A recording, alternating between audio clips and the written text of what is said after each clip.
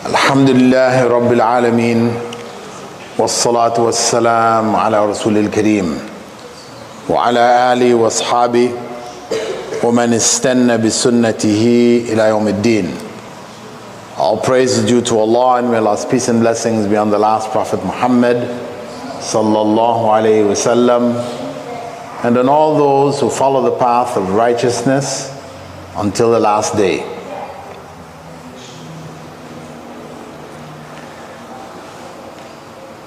The lecture talk as was introduced, called Growing Up Under the Shade, addresses the realities of growing up Muslim in the West. Reality which I have come to see firsthand after spending about 8 months here in Canada. I came here back in May, and since that time I have remained in Canada, in Toronto. For the last 6 months I was Imam of Abu Huraira Masjid in Toronto, and during that period of time I had the opportunity to meet many families and to hear problems and issues that people were faced with. I had 2 days in which I did counseling, and it became very evident to me from that personal experience that the Muslim community is suffering very severely. It has a bleeding wound, and the blood that is pouring from this wound is the youths of the community.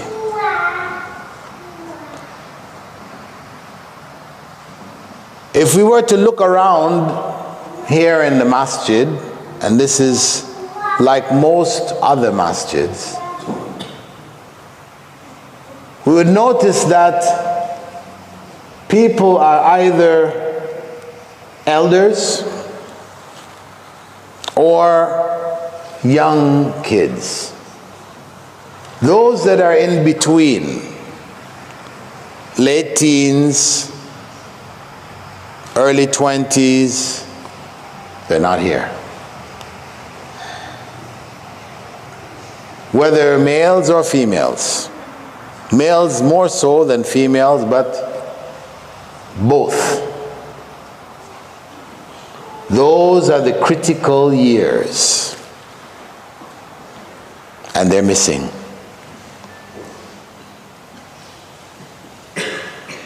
We have to ask ourselves, why are they missing?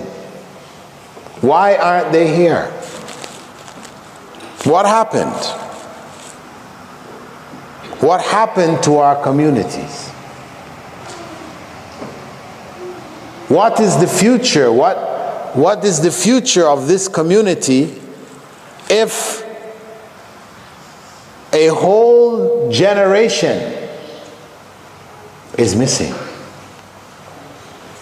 This is the beginning of a trend, because the same young children that we see here now, in another 8 years, they will be missing. Like the ones that are missing now, 8 years ago, they were here. Now they're not.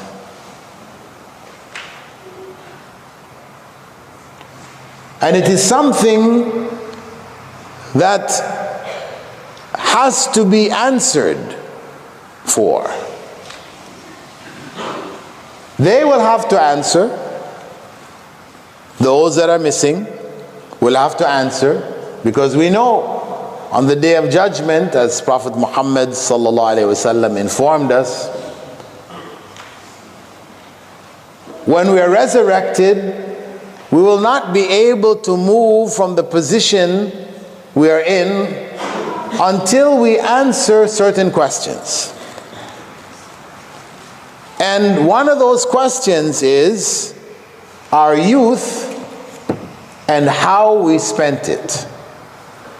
Our youth and how we spent it. This critical time, the youth, time of youth, a time where if it is properly spent, it becomes the basis for paradise. The youth, if they grow up worshiping Allah, make it through that period, they enter into a special group of people who Prophet Muhammad ﷺ described as being shaded by the shade of Allah's throne. سبعة يذلهم الله يوم لا ذل إلا ذل إمام عادل وشاب نشأ في عبادة الله. 7 who would be shaded by Allah's throne on the day when there would be no shade except for the shade of His throne. The just ruler and the youth who grew up worshiping Allah. The just ruler, the scholars said, this is not just the head of state. Yes, it applies first and foremost to the Khalifa or to the president or the prime minister, whatever, that leader. But it is all those who are in that position of leadership. So it goes all the way down to the head of the family. That if they fulfill the requirements of being the head of the family, they would also be among those shaded by the throne of Allah subhanahu wa ta'ala. But the youth who grow up worshiping Allah are specially identified by Allah subhanahu wa ta'ala's messenger Muhammad sallallahu alayhi wa sallam because of the challenge that the youth face. That age group, 15 to 25, those 10 years. Those are the years of rebellion. Years where people either rebel against what is not good in society and choose another way. I can say from my own personal experience that some 20 years ago, 21, 22 years ago, when I was in Saudi Arabia, after the Gulf War,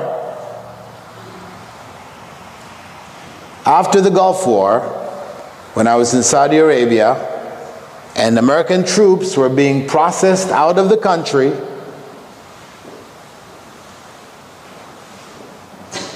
I was a part of a team of du'at who focused on carrying the message of Islam to those 500,000 Americans. And alhamdulillah, in the course of 5 months, in the course of 5 months,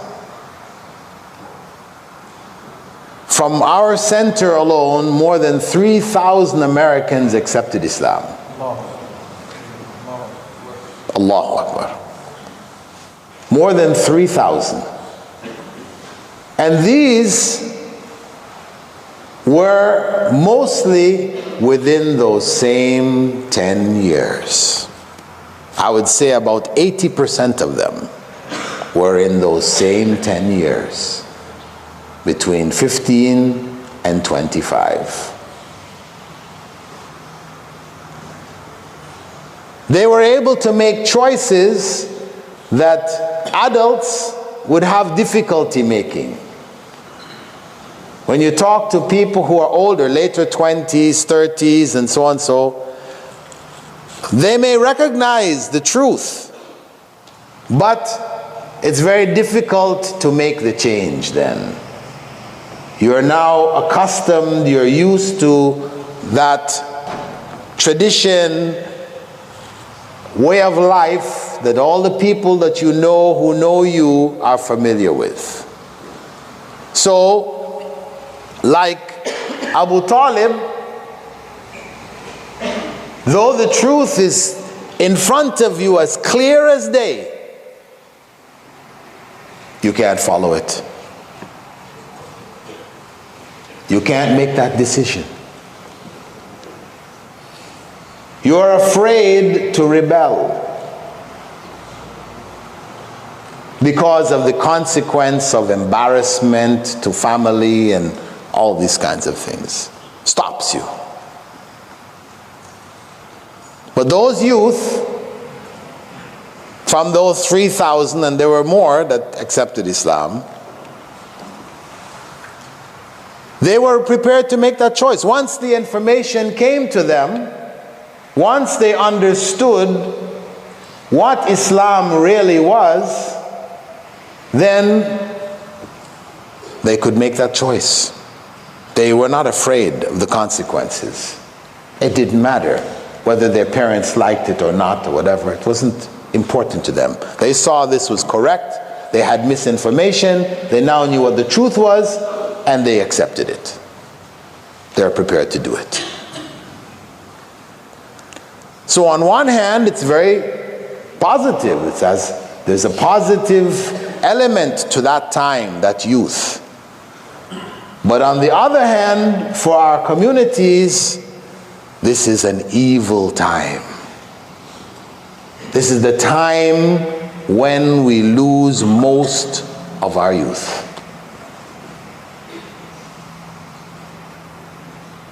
A night ago, I sat discussing with a young lady from that same period of time. She was 22 years old. From a Muslim family. A practicing Muslim family. Here. And she was raising questions that I'm sure are the same questions that arise in the minds of the youth who grow up here and who end up losing their way. Same questions. They're the questions that are the natural consequence and product of an educational system which is secular, the secular educational system, which basically challenges the belief in God. It seeks to nullify or to neutralize the belief in God.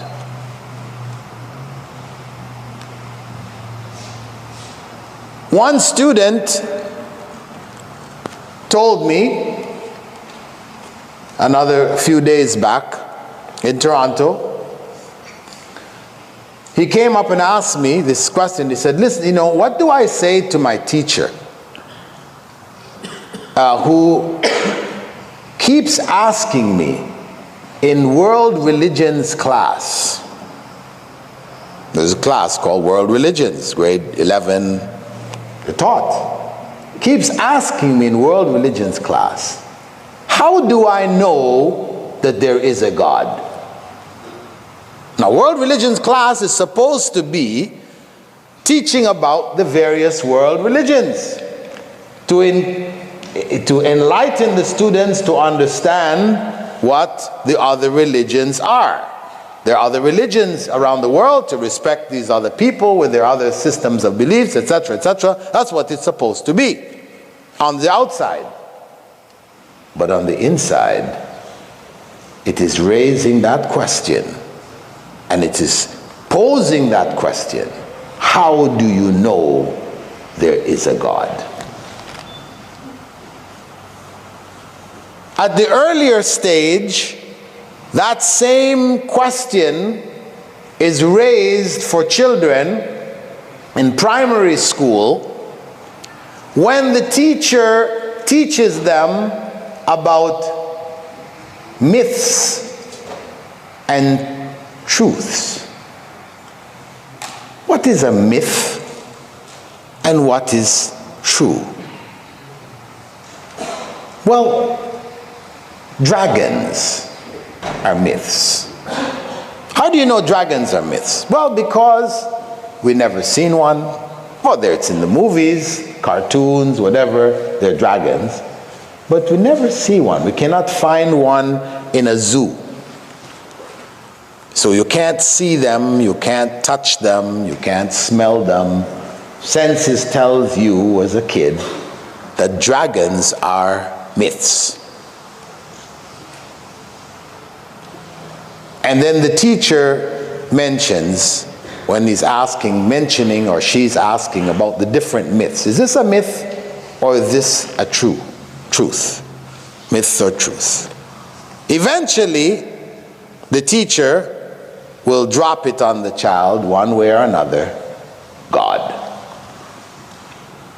The children have learned that we know that things are not real when you can't see them, touch them, smell them, measure them. You can't prove they exist. They're just things that people talk about. They're not real. And eventually, they will put that bug in the ear, that thought in the mind of the child: God is a myth.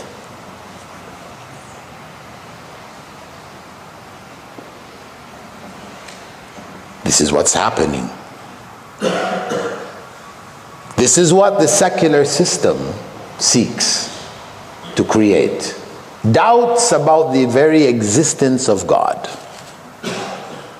Or even if you do believe that there is a God, a higher power, they like to use that instead, a higher power. Religions are so many, how do you know which one's true? How can you insist that any one is true? Truth is relative. What you see as being true, somebody else sees as being false. One man's meat is another man's poison. It's all relative. So for you to insist, my religion is the true religion, that's like being, extreme. That's being very biased. That's being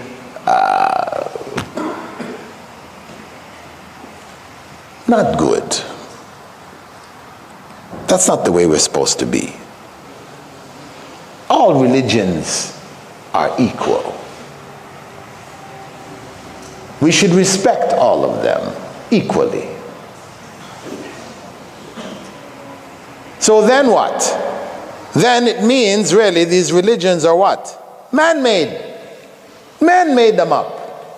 Human beings made them up. That's why you feel that Islam is the right religion, but somebody else feels that Christianity is the right religion.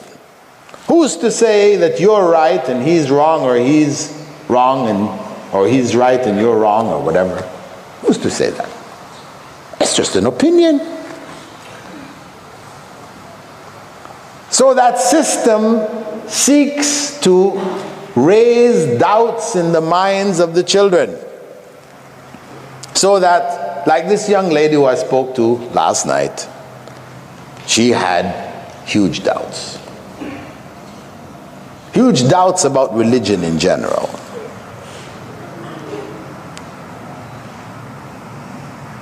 Yet she had grown up in a Muslim family. And when I asked her about her background, what happened? What caused this to happen to you? She said, well, I was practicing Islam because my parents told me to do it. I prayed, I fasted, because they said, you're a Muslim. As a Muslim, you're supposed to pray. When I asked them why, they said, don't ask why, you're a Muslim. Muslims pray, so you should pray. No explanation. No clarification. Just culture. We are Muslims, we pray. You are a Muslim, you should pray. So naturally, with this other information coming at her about myths and truths, about world religions, different beliefs, different ideas, etc., how is she going to hold on to Islam? She hasn't understood Islam. She said, I used to go to Quran class and they made me memorize, verses from the Quran, but I was memorizing this stuff, I didn't even know what it said. I just did it because my parents say, go to Quran class. I learned how to read these letters in Arabic and these words and sounds, etc., but I didn't know what it meant. I didn't know what it meant. Nobody taught the meaning, the understanding, because it was just traditional. This is tradition. You learn it, you say it in your prayers. Doesn't matter if you don't know what you're saying. As long as you say it, that's what you need to do. You're a Muslim. Muslims say these things. They do these things. You don't have to understand why. It's not important. Don't ask why. Just do it. So what is the consequence? The consequence is her. By the time she was 13, she stopped praying. By the time she was 15, she stopped fasting. Well, she fasts sometimes, a week or two, a few days. It's just custom. There's an iftar coming up this weekend, okay, fast those couple of days. Custom. And this is what is happening to the youth. So it is no surprise that when they reach that critical decade, 15 to 25 or 17 to 27, that critical decade, we lose them. I visited the Muslim schools. One with the best record of the assessment, government assessment of the schools I visited, and I looked at the classes. The classes, kindergarten, maxed. Grade 1, full. Grade 2, 3, 4, 5, 6, 7, the numbers start to drop. 8, the numbers have dropped down. They tried to do grade 9 last year, but there weren't enough students. So no grade 9, no high school. Similarly here, high school's gone. The building is still there, empty. Why? What happened? It's those same critical decade. The same critical decade, the most critical time when the children need to be receiving Islamic instruction, Islamized instruction, we have them in the public school.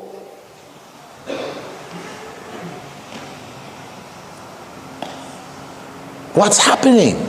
Are we not thinking about what's going on here? Can't we learn from what has happened to those who came before? What is the Quran telling us about the Ad and the Thamud and all these people? What to learn the lessons of history? What happens when people stray? But we're not learning these lessons. We're just doomed to repeat the mistakes of the decade before and the decade before that. It is sad. It's saddening. But we have to stop this, because we will be asked. Allah will hold us responsible, because we were not a'imma adilin. We were not just rulers. We were not just leaders. We did not fulfill our responsibility to our families. We put the children in the early grades. Why? Because culture. We want them to know something about our culture. We are Muslims, so we put them in the primary school. That is those of us that do that. Most of us are not even doing that. But even those of us who do it, we're doing it for the wrong reason. And that's why we don't have a problem of pulling them out when high school comes around. We cannot fill the high school. Can you move forward a bit, brothers? It's crowded at the back.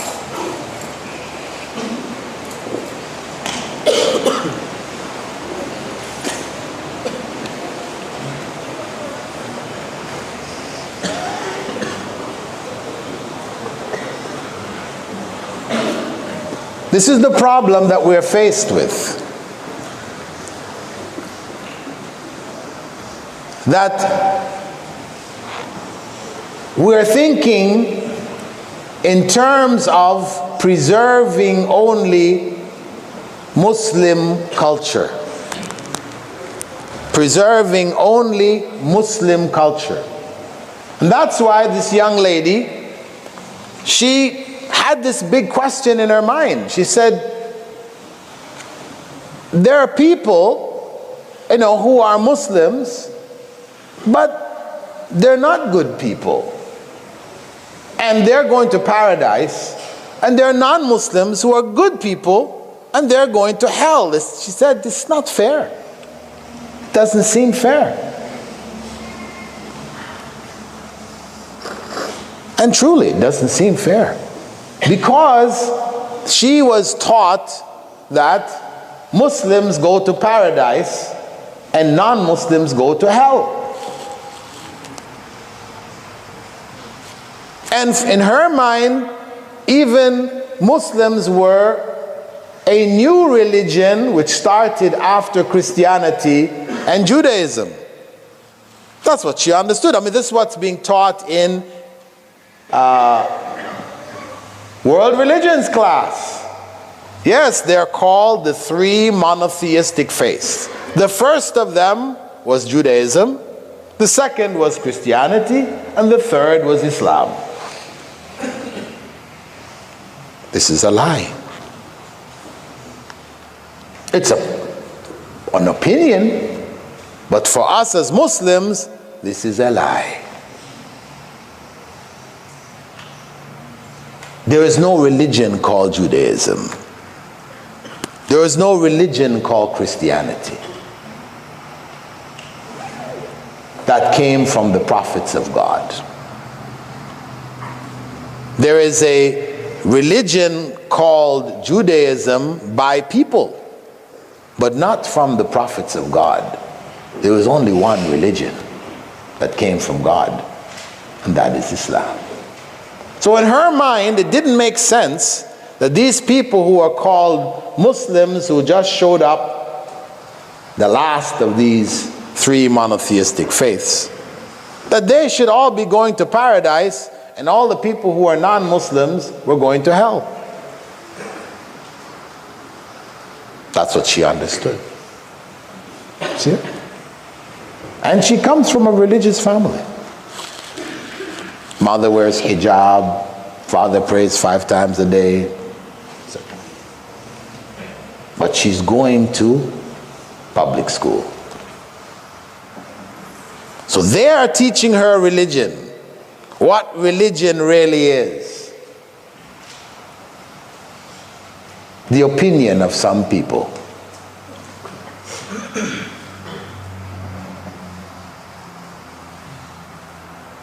And who's at fault? Who's to blame? Where do we point the finger? Who will Allah hold accountable on the Day of Judgment? It's the family. It goes back to the family. And the head of the family more so. This is the reality. We have to change this. We have to stop this now, otherwise we'll all end up answering for what's happening to this decade, the decade. The little ones that are coming up now, we will have to answer for them. Each and every one of them. Very few of them will make it through. Very few of them. We know that's real. Because we can see right in front of us, here, right now, we can see the missing decade. We're living it. And for everyone from that decade that we see here, there is 10, 20, 30 that are not here. But we're busy building mosques. Mosques which will be filled on Fridays, on occasions like this, and the rest of the time, they're empty. We have to rethink. Allah has given us intelligence to reflect. أَفَلَا تَعْقِلُونَ? Will they not reflect? The Quran for us has become an amulet, something which we use for protection. From that same family, one of the family members was asking me, he had a smartphone, and he had these verses in the smartphone. He said, I had these verses here for protection. Now, when I go to the bathroom, is it okay for me to carry my phone with me? This was his question, fiqh question, right? Is it okay if you have these verses, in your smartphone for protection, and you keep it in your pocket and you go in the bathroom, the toilet? I said, brother, the problem is not going into the bathroom with this. The problem is believing that these verses are going to protect you. This is where the problem is.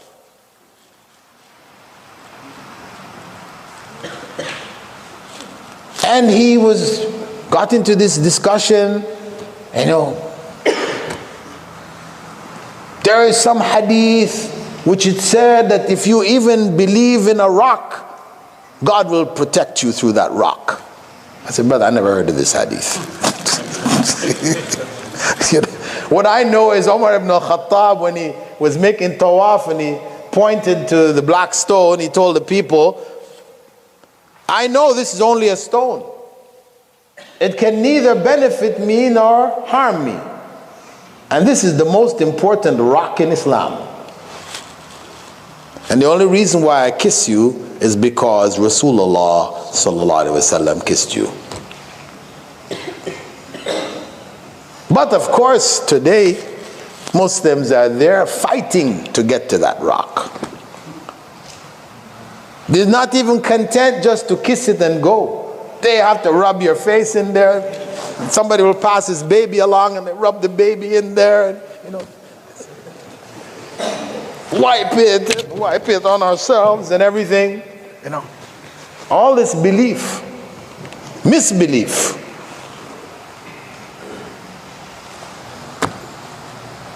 So this was the problem. That though the family may have been Muslim, etc., there were issues, there were problems there. They didn't really understand Islam. And that's what they inherited. We've got these verses on our walls in our homes, those of us that try to practice Islam. We put these verses on the walls, Ayatul Kursi. But Ayatul Kursi is written in calligraphy which is so deep, so complex, you can't read it. It's not for reading. It is put there in the belief that simply hanging it on your wall, it is going to protect your home. We say, brother, where did this come from? The Sahaba. We don't know of any Sahaba doing this. The Tabi'een. We don't know of them doing this. This was not their method. When the Prophet ﷺ told us about Ayatul Kursi, he said, you know, whoever recites it, not plays a DVD, hangs it on a wall, keeps it on a locket, wears it around his neck. This is not the way. This is not what Rasulullah ﷺ told us. Why Allah described through His Messenger Ayatul Kursi as the greatest verse in the Quran relative to human beings? When he asked Ubay ibn Ka'ab this question, what is the greatest verse in the Quran relative to human beings?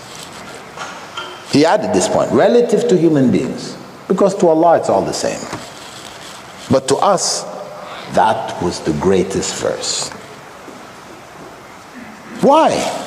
Because this verse, Ayatul Kursi, is a summary of Islamic belief in Allah subhanahu wa ta'ala.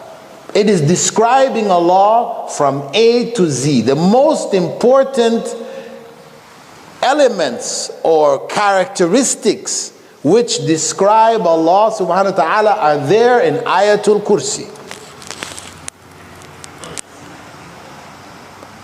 So it is reading Ayatul Kursi and understanding what Ayatul Kursi is saying. Because Allah subhanahu wa ta'ala Himself said in the Quran, أَفَلَا يَتَدَبَّرُونَ الْقُرْآنَ أَمْ عَلَىٰ قُلُوبٍ أَقْفَالُهَا. Will they not reflect on the meanings of the Quran, or are their hearts locked up? What has happened is that the generation of Muslims today, hearts are locked up relative to the Quran. So Ayatul Kursi becomes like, for the non-Muslims, abracadabra. You know abracadabra? When I was growing up, that was the big word, right? Abracadabra. It's like a magical word. anything to happen, you say abracadabra, boom, it happens. You know. So that's what Ayatul Kursi has become. You just say it, doesn't matter, you don't. It's just like nobody knows what abracadabra means. There's no meaning to it. So like that Ayatul Kursi, just say it. It's going to happen for you. But that's not what the Quran was revealed for. The Sahaba didn't use the Quran like that. This is a result of ignorance, distancing ourselves from the Quran. That we have turned the Quran into magical amulets and talismans hung on walls, printed on rings. So naturally, it's not surprising to find that our youth in that critical decade questioning these things. What is this? What does this really mean? They naturally will rebel against it because it doesn't make sense. Because really it doesn't make sense.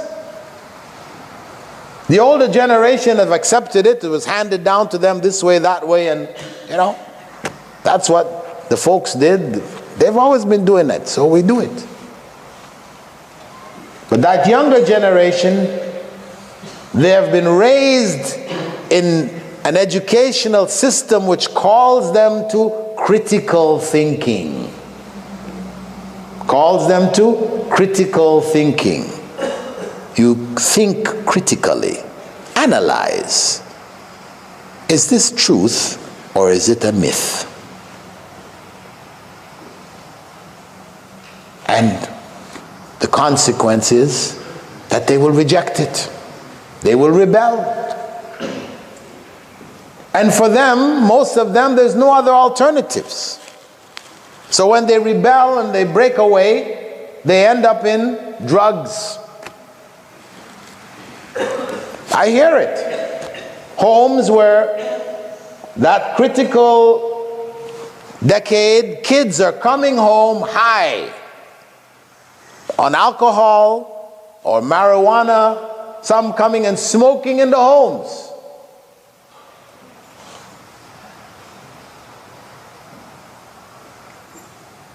And we can't even fill our high schools with Muslim kids.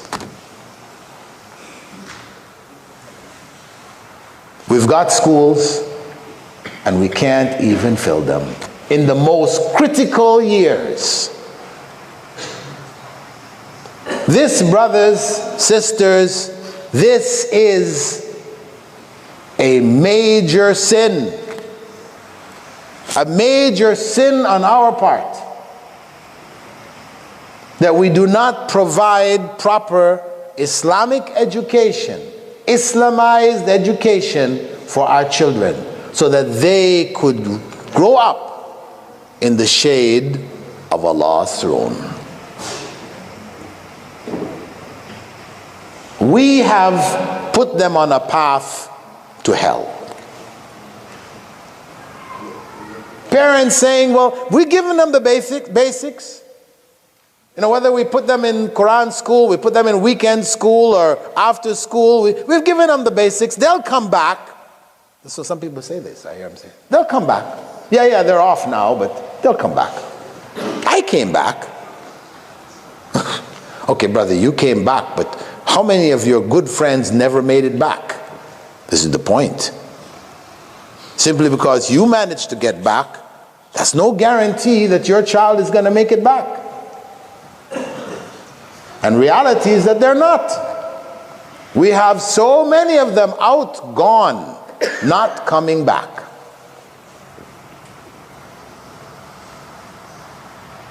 So when are we going to wake up? This is the question. When are we going to wake up to this reality and do our duty for our children? Make this school, which Muslims have provided sacrificed, put money together, and built a school, and we don't put our children there. And it's not just about, well, it's too expensive. No, it's more than that.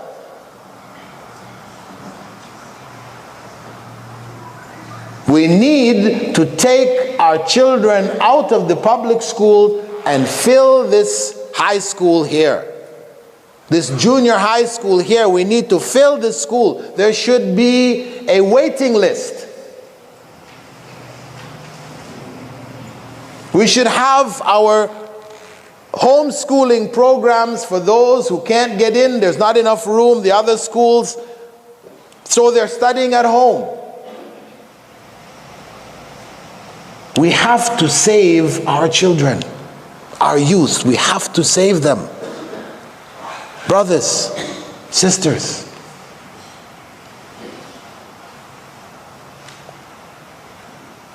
the message has been given. This is the message that I came to share with you tonight. A message which addresses the reality, the future of our ummah here in Vancouver. I hope that each and every one of you will reflect and then act to fill this school and the other Muslim schools and build more schools, not more empty masjids, but more schools. Schools that can be used for masjids. We don't need masjids that can't be used for schools. The masjid of the Prophet ﷺ was a school.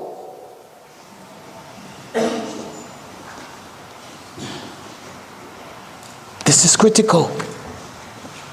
The youth can only be saved if we provide a means and a place for them to be able to feel comfortable, to come, be together, to learn, to benefit. Place where there is room for sport, etc., and things which attract them, which are halal. We have to think in terms of what we're doing here with our money. Yes, it is true. Prophet Muhammad ﷺ did say, Man bana masjidan lillah, bana Allahu lahu baytan fil jannah. Whoever builds a mosque for the sake of Allah, Allah will build a home for him in paradise. But we have to think multi-purpose mosque. Because if we're just thinking mosque in this society, we have not used our wealth wisely. We've done something which you can't say is bad, but we've not used our wealth wisely. So, inshallah, we're going to stop here. It's time for the adhan or iqama of Salat al-Isha, adhan iqama. And as was announced in the beginning, after the salah, inshallah, we'll have an open Q&A, hopefully focusing on this topic, the topic of our youth, and how to save them, and how to break this cycle and open a new page for the future of the ummah here in Vancouver. Subhanakallahumma wa bihamdika, nashhadu an la ilaha illa ant, nastaghfiruka wa natubu ilayk.